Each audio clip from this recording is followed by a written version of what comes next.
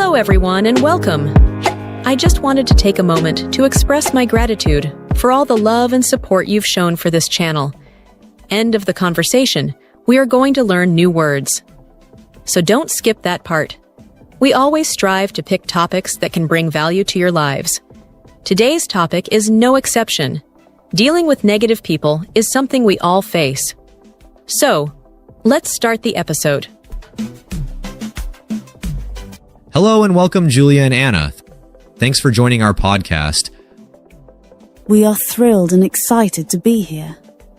We hope our audience is going to learn many things from this podcast episode. So, Anna, do you ever deal with negative thoughts in your mind? Yes, very often I have to deal with my negative thoughts. Some of the thoughts come automatically. For instance, when I am faced with a new challenge, I sometimes have feelings of self-doubt and worry.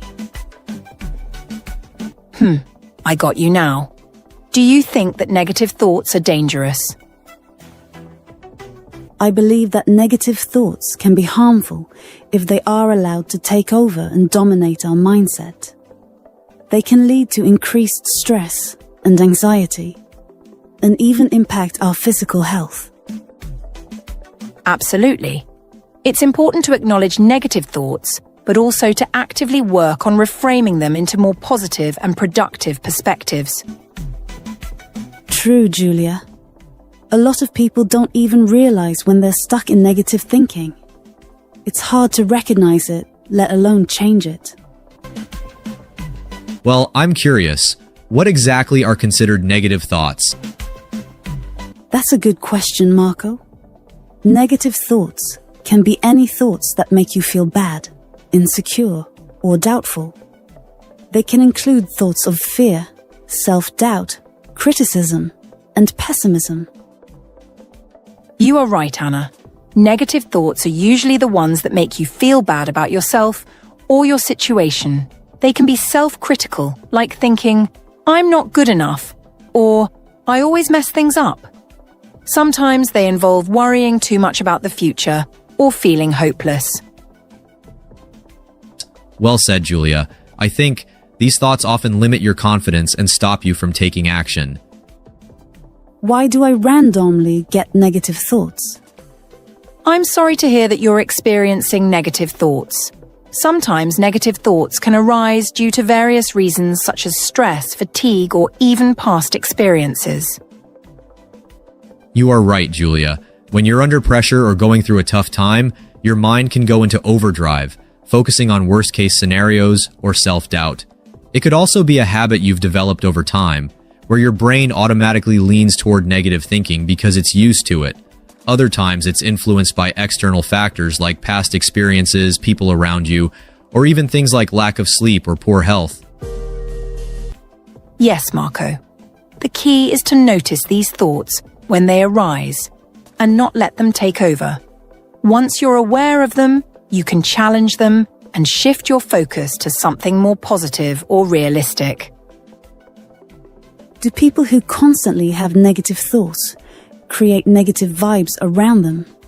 Is that true or false?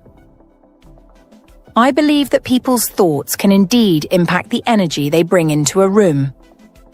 When someone consistently harbors negative thoughts, it can create an aura of negativity around them. You are right, but it's not always as straightforward as saying that one's negative thoughts automatically create negative vibes, but there does seem to be a correlation in many cases. Well, Marco, do you know, what is a pessimistic person like? Yes, a pessimistic person tends to always expect the worst outcome in any situation. They often have a negative outlook and anticipate unfavorable events. This mindset can lead to feelings of hopelessness and anxiety. Absolutely right. Hey, Anna, is a pessimist a bad person? That's a tough question. I wouldn't necessarily say that a pessimist is a bad person. Being a pessimist just means that someone tends to focus on the negatives or expects the worst outcome. It's more about their perspective rather than their character.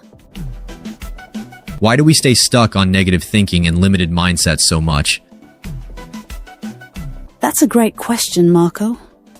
I think we stay stuck on negative thinking and limited mindsets for several reasons.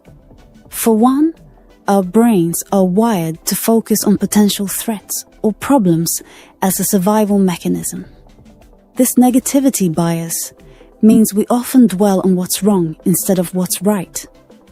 Plus, if we've had negative experiences in the past, those memories can create mental patterns that are hard to break.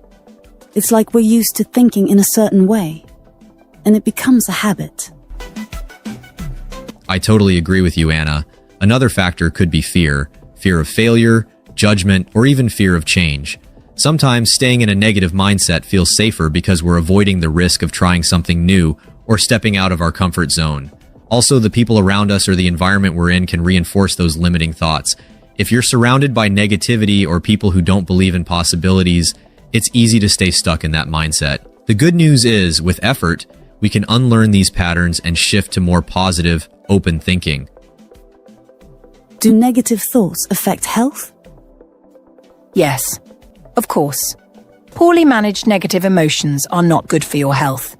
Negative attitudes and feelings of helplessness and hopelessness can create chronic stress, which upsets the body's hormone balance, depletes the brain chemicals required for happiness, and damages the immune system. Chronic stress? Are you sure? It sounds dangerous. Yes, it's even more dangerous than we often realize. Science has now identified that stress shortens our telomeres, the end caps of our DNA strands, which causes us to age more quickly. But how does it cause aging more quickly? Can you explain? Well, I can explain a little. Telomeres are like protective caps at the ends of our DNA strands, and they naturally shorten as we age. But when we experience chronic stress, this process speeds up. Stress releases hormones like cortisol, which over time cause inflammation and cellular damage. This can accelerate the shortening of telomeres, leading to faster aging at the cellular level. Essentially, the more stress you're under, the more wear and tear your cells experience, making your body age quicker than it normally would.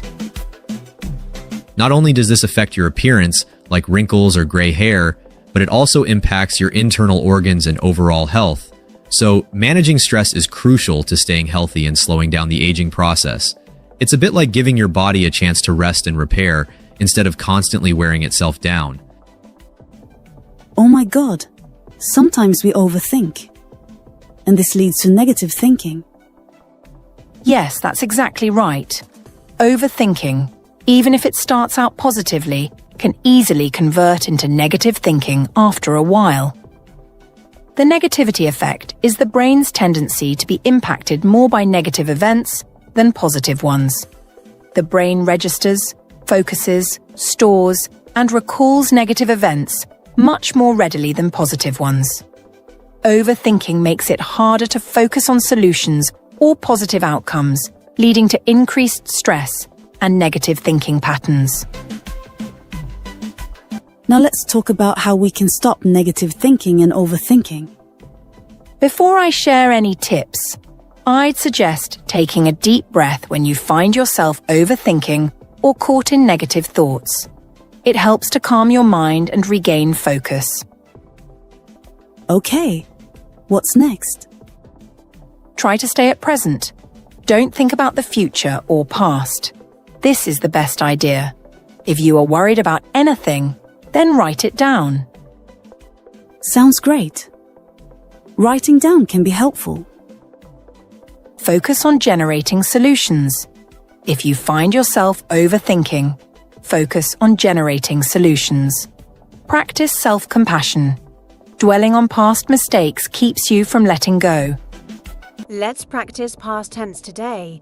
Can you start by telling me what you did on Saturday? Okay, on Saturday, I went to the park with my friends. Nice. Why did you go to the park? We wanted to play football. Good. How would you say we play football in the past tense? Oh, we played football. Correct. And after football, what did you do? After football, we ate lunch. Great. Was it a picnic or did you eat at a restaurant? A picnic.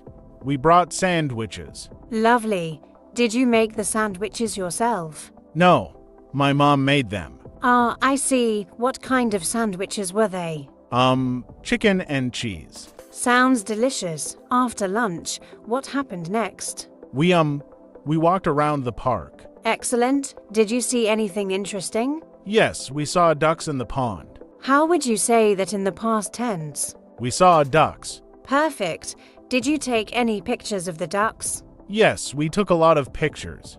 Great use of the past tense. Were the pictures good? Some were good, some not so good. That's normal. Did you do anything else at the park? We sat on the grass and talked. Wonderful. What did you talk about? Just random things. That's fine. Did you enjoy your day at the park? Yes, I really enjoyed it. That sounds like a fun day. Now, let's practice asking questions. How would you ask your friend about their weekend? What did you do on the weekend? Perfect. And if they said, I went shopping, how would you continue the conversation? I'd say, where did you go shopping? Excellent. Now, imagine they answered, I went to the mall. What could you ask next? What did you buy? Exactly. You're doing so well. Now, let's switch.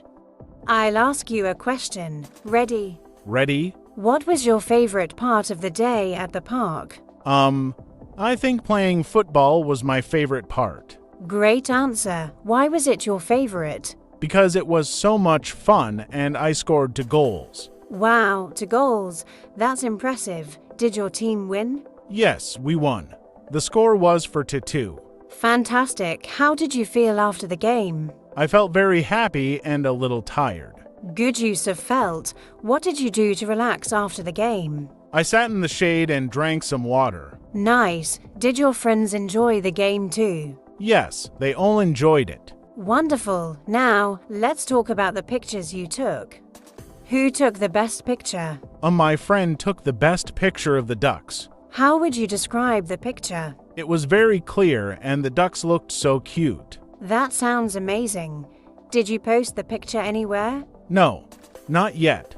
Maybe I will post it later. Good idea. You could write a short caption for the picture.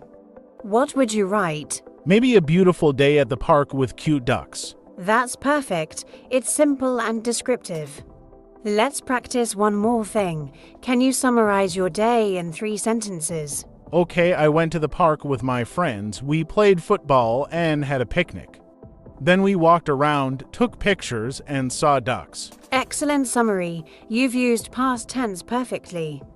How do you feel about your English today? I feel good. I think I'm getting better. You definitely are. Keep practicing like this, and you'll improve even more.